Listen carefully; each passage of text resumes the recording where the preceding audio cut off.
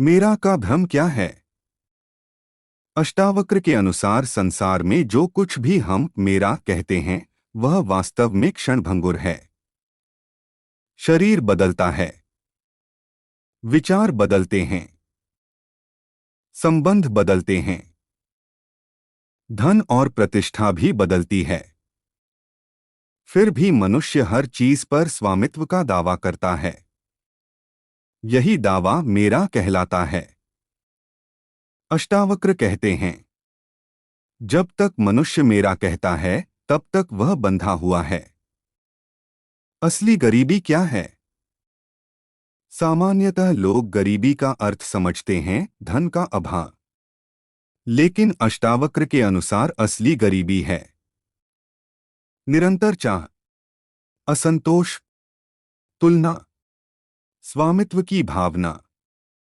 जिस व्यक्ति के पास बहुत धन हो लेकिन वह हर समय कहता रहे, मेरा धन, मेरी संपत्ति, मेरी सफलता, तो वह भीतर से डर में जीता है।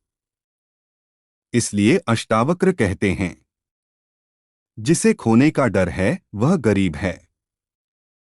मेरा का डर, जहां मेरा है वहां हमेशा डर रहेगा।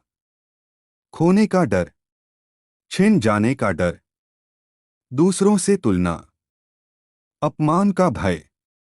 एक व्यक्ति कहता है, मेरा घर, तो तुरंत डर पैदा होता है, कहीं यह घर छिन न जाए।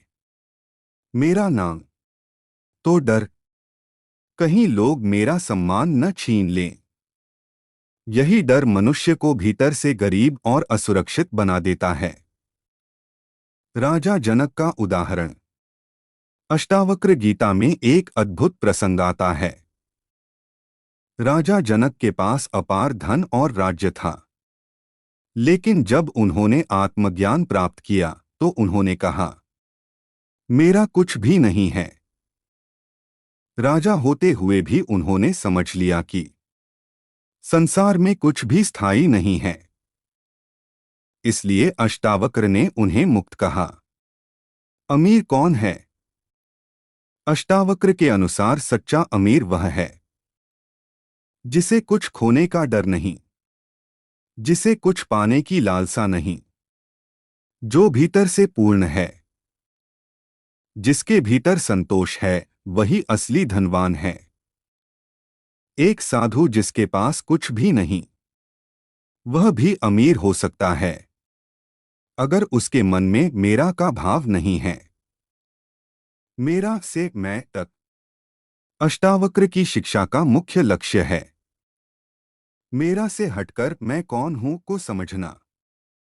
जब मनुष्य पूछता है, मैं कौन हूं, तब धीरे धीरे उसे पता चलता है कि वह शरीर नहीं है, वह विचार नहीं है, वह मन नहीं है, वह केवल चेतना है जो सबको देख रही है। साक्षी का मार्ग। अष्टावक्र बार बार कहते हैं, तू करता नहीं, साक्षी है। जब मनुष्य साक्षी बन जाता है तब मेरा अपने आप गिर जाता है। तब वह देखता है, विचार आ रहे हैं, भावनाएं आ रही हैं, घटनाएं घट रही हैं, लेकिन वह उनसे जुड़ा नहीं है। मेरा क्यों पैदा होता है? मेरा की भावना अहंकार से आती है। अहंकार कहता है, मैं शरीर हूं, मैं मन हूं, मैं यह व्यक्ति हूं। और जब यह पहचान बनती है तो तुरंत स्वामित्व पैदा हो जाता है। मुक्ति का सरल रहस्य। अष्टावक्र का मार्ग बहुत सरल है। कुछ त्यागने की आवश्यकता नहीं है, केवल समझने की आवश्यकता है। जब समझ आ जाती है कि कुछ भी मेरा नहीं है, तब मन हल्का हो जाता है। जीवन में इसका प्रयोग। यदि कोई व्यक्ति इस शिक्षा को जीवन में अपनाना चाहता है तो वह कुछ सरल अभ्यास कर सकता है। हर चीज को अस्थायी समझना। अपने विचारों को देखना, अपने अहंकार को पहचानना, हर दिन स्वयं से पूछना, क्या वास्तव में यह मेरा है? धीरे धीरे मन शांत होने लगता है। जब मेरा गिर जाता है, जब मेरा की भावना समाप्त होती है, तब जीवन में हल्कापन आता है, भय समाप्त होता है, संबंध सहज हो जाते हैं, मन शांत हो जाता है और व्यक्ति समझता है कि वह पहले से ही पूर्ण था।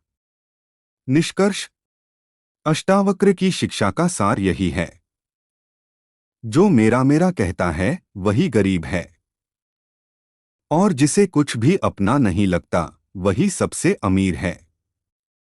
क्योंकि सच्चा धन बाहर नहीं, भीतर की स्वतंत्रता है।